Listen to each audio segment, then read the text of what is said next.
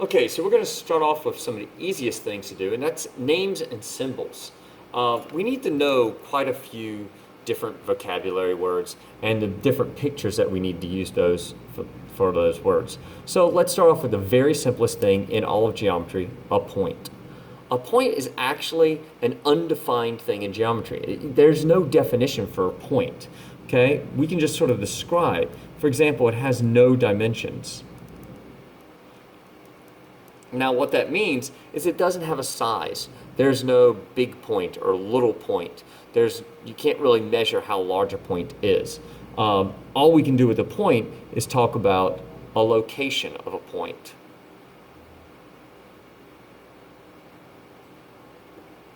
Okay, so we say a point has a certain place. Now some people go, oh, but I can draw a big dot or a little dot.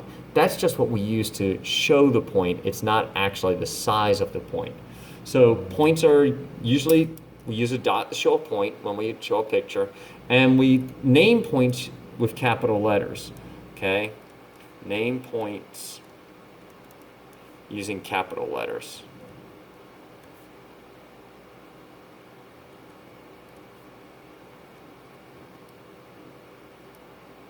Okay, so this would be point P, and we use a P for a capital letter, putting that letter somewhere near the point. It's very important that we know which types of letters we use. So capital letters are used for points. We'll use like lowercase letters for segments or something like that when we talk about a segment with one letter. Since I mentioned the word segment, let's talk about what a line segment is. A line segment is really a straight path between 2 points. That's one way we can define it. We could also say it's a collection of all points between 2 points. And that seems like a weird way to think about it. But what we have here is, think about if you're in your gym class and your teacher says, okay, get in a line. Well, that just means each of you is lining up, so each finger point is a point here, and you line up to make a line.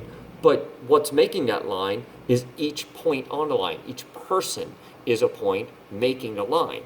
So really this segment consists of a whole bunch of points that are super, super close together, so close that they actually blend together to make one big line. Okay? So that's why we don't really say these are the only points on the line. There's many points on the line, okay? We just don't necessarily name all of them. Now, when we go to name a segment, we name a segment by its endpoints.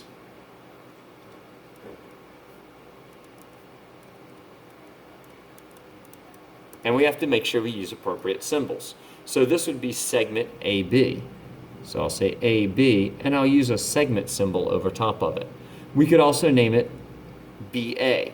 It doesn't matter which way you name the segment, AB or BA. It's still the same segment. It's kind of like calling you by your first name, then your last name, or your last name, then your first name. You're still the same person, okay? Now, segments have endpoints. So we've got a point, then we've got 2 endpoints. A line is basically all points along a straight path. So whereas we have endpoints on a segment, we have no endpoints on a line. And that's important to know. So when we look at our line here, line AB for example, there it is. Now notice this little K.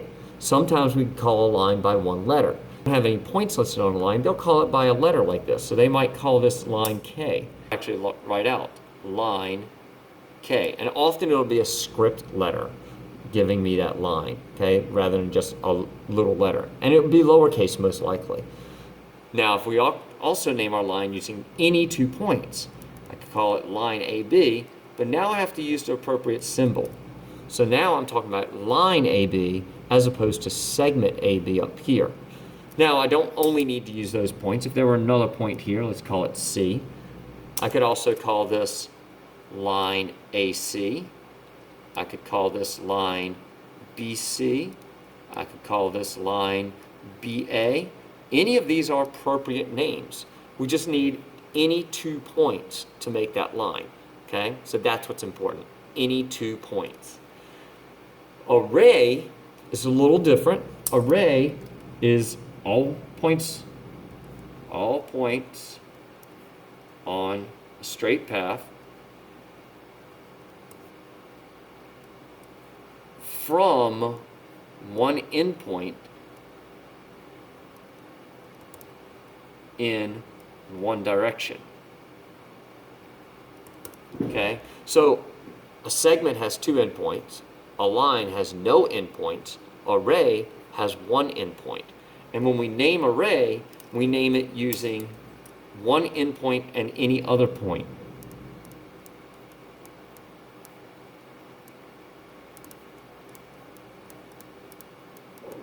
An endpoint and any other point on the line or on the array. So this would be array AB. And I'll use a different symbol there. First letter is going to be my starting point. Second letter is any other point on the segment or on the array. It's not really an endpoint. If I got a C there, then array AC is the exact same array. Okay, these are the same thing. There's no difference between them because B and C are both on the array. There's an infinite number of points along that array. Okay, one thing about segments. Well, actually, we'll get to that in a little bit. So, midpoint. Well, a midpoint is exactly what it sounds like. A midpoint is a point in the middle. So when we talk about midpoints, we talk about a point on a segment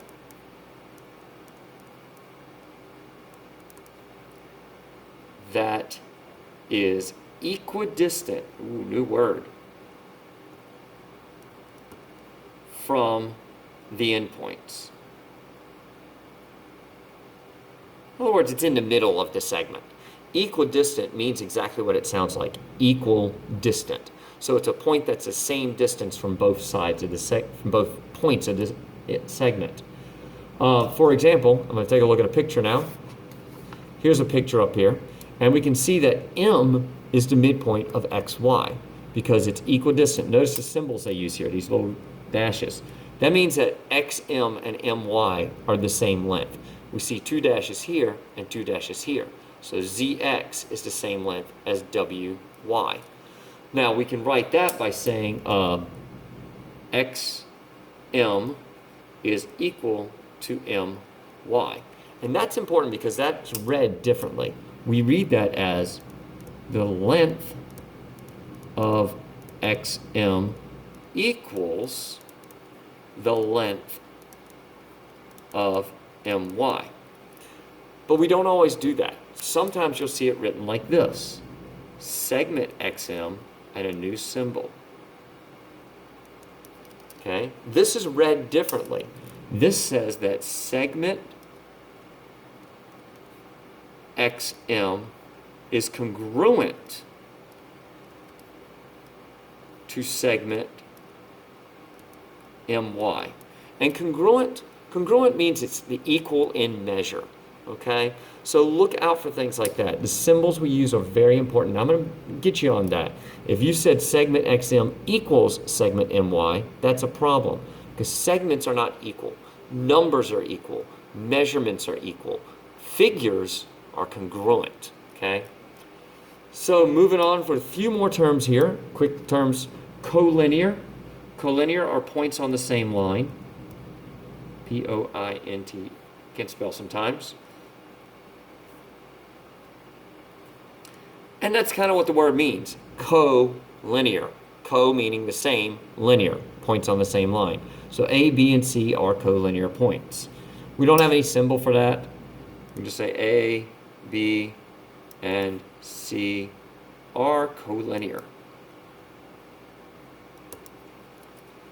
So nothing exciting there, but you need to understand what that word is because it does appear sometimes. Concurrent are lines, usually 3, well, let's make that 3 or more lines that intersect at one point. So if I call this line L, line M, line N, and I'll call this point P, then I could say that L, M, and N are concurrent at point P, which means they all come together at point P. Okay? So there's some vocabulary that you need to make sure you have an answer to, and you understand these words and use the words and symbols, because that's what we're trying to do. It's important that we use the appropriate words and symbols so we can communicate in this language of mathematics. Okay? There's a second video that follows this that's going to talk about our beginnings of constructions and using our compass. So you could either answer the questions now or watch the video and answer the questions after that. So that's your call. Okay? Good thing.